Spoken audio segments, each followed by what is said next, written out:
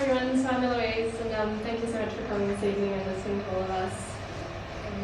As Hashem said, I'm talking about the scope of cooperation between Australia and Indonesia with regards to people smuggling.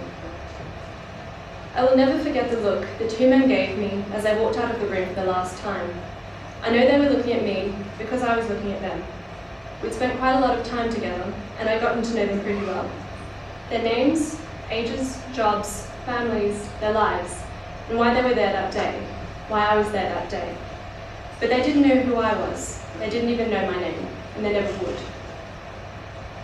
But they knew that I was the person who stood up at the end of 3 weeks in a courtroom with the Crown and the defending lawyer, attempting to sway our consciences whether these men were threats to our national security or whether they were victims within a much larger context.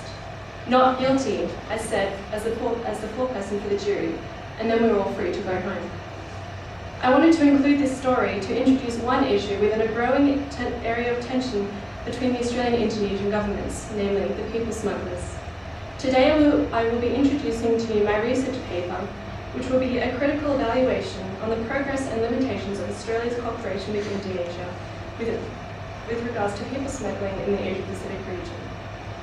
To begin with, one cannot discuss the cooperation between Australia and Indonesia on people smuggling without a discussion of the Bali process. The Bali process is a regional forum which focuses on fostering mutual goodwill and harmony in action on people smuggling in the region. Since its inception in 2002, 3 other conferences have been held in 2003, 2009 and 2011. It has 43 member states and is one of the largest regional consultative processes in the world. In March 2009, the Australian and Indonesian governments agreed that their spirit of cooperation had a significant impact on the number of people smuggled. However, the sharp number of people smuggled, the increase since then have proved these statements to be rather premature. The Bali process has been criticised for its lack of information sharing, its power imbalance by wealthier Western states, and its lack of concrete action. Due to its nature as a soft diplomacy, it is rather a trust-building exercise rather than a tangible dispute settlement mechanism or forum for treaty development. Additionally, the irregularity of its meetings and the lack of a secretariat and a regular body throughout its operation have produced a disjointed agenda. Yet one cannot ignore that this forum involving states of such cultural, social, economic and legal diversity demonstrates a significant feat in cross-cultural collaboration. However, the Bali process is only the first stage in developing a deeper analysis and approach towards people smuggling and movement which will continue to be a constant feature in Australia's and Indonesia's relationship. People seeking freedom from harm and want is not a problem and not one that can be solved. People smugglers search for a better life from their own poverty through facilitating the alleviation of poverty of another's. This appears in reality to be a poverty cycle, far from the Australian government's stated mission to smash the people smugglers' business model. The idea of people smugglers as a part of a larger enterprise could not be further from reality. Therefore, how this idea influences public opinion within Australia and Indonesia, and how public opinion in turn influences government policy must be addressed. As Mackie argues, it is crucial to acknowledge the differences in ideas about national identity, unity and cohesiveness. Within the Australian conscience, there is a strong presence of queue jumping, and an inherent fear within this large slab of Europe and the South of being overrun by its extremely large northern neighbour. One only needs to scroll down into the online comments of any people smuggling related article from an Australian media source, and one will commonly view such responses as, "Why are you allowing a foreign country to dictate our policies, Labour? I thought we were in charge of our own destiny here, not Indonesia." And "I can't see what the issue is. If my neighbour was to throw rubbish over the fence, then I just throw the rubbish back with a severe warning, problem solved." In comparison, Indonesian media appears to communicate the notion that Indonesia is being treated unfairly by its more prosperous southern nation. An emphasis is placed on the fact that asylum seekers are headed towards the destination in Australia and are merely bypassing Indonesia.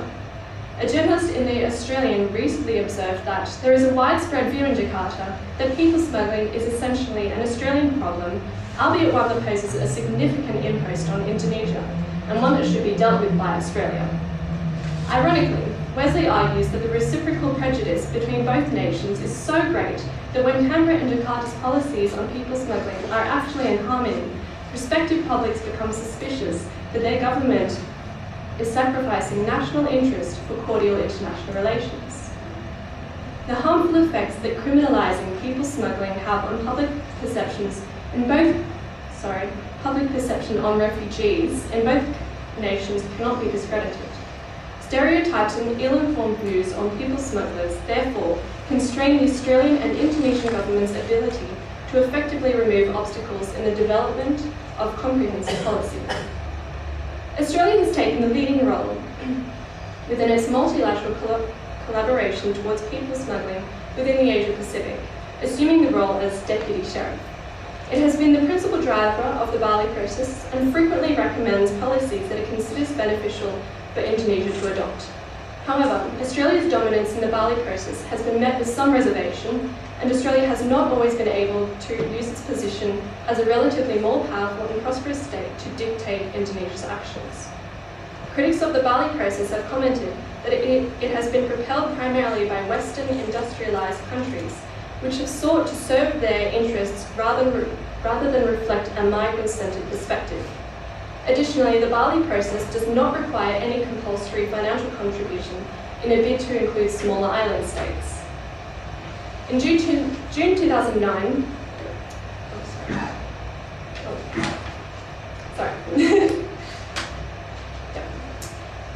theoretically, each member state possesses an equal authority. Yet, in fact, Australia commands a much greater influence within the Bali process, one of the reasons being that it is the forum's principal financial sponsor.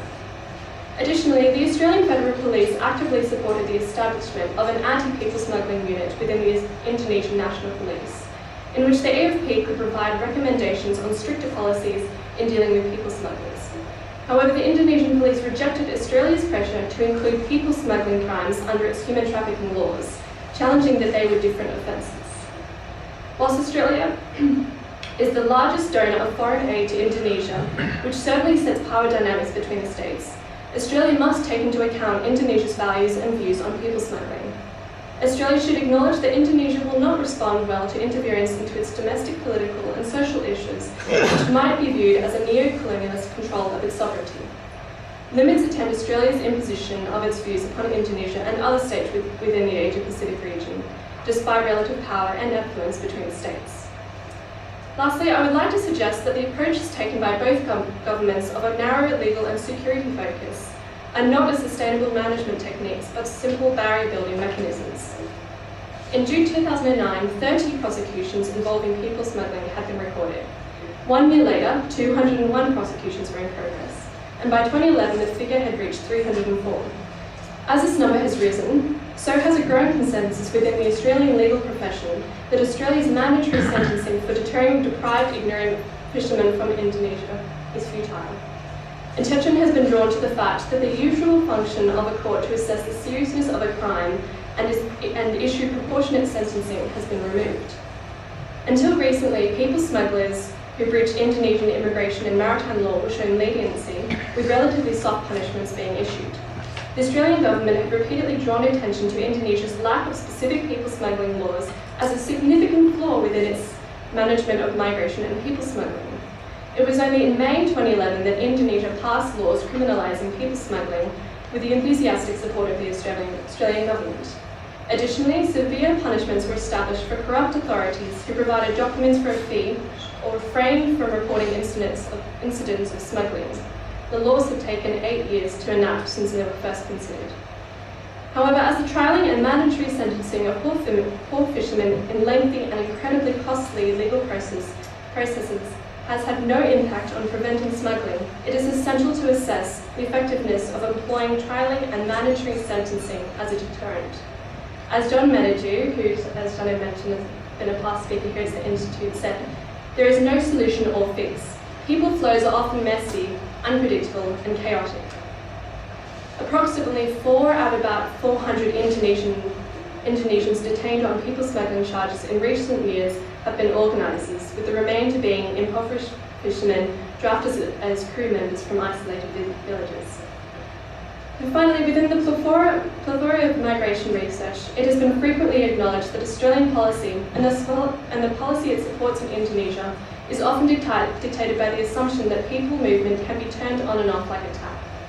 A greater focus on the root causes of smuggling and migrant flows are needed to replace the temporary barriers that are being erected as a quick fix. Dr. Khalid Koza of the Lowy Institute has noted that there is in fact very little known about people smugglers and the people smuggling trade around the world. The current system is in serious need of a rethink, and a rethink again after that. Thank you.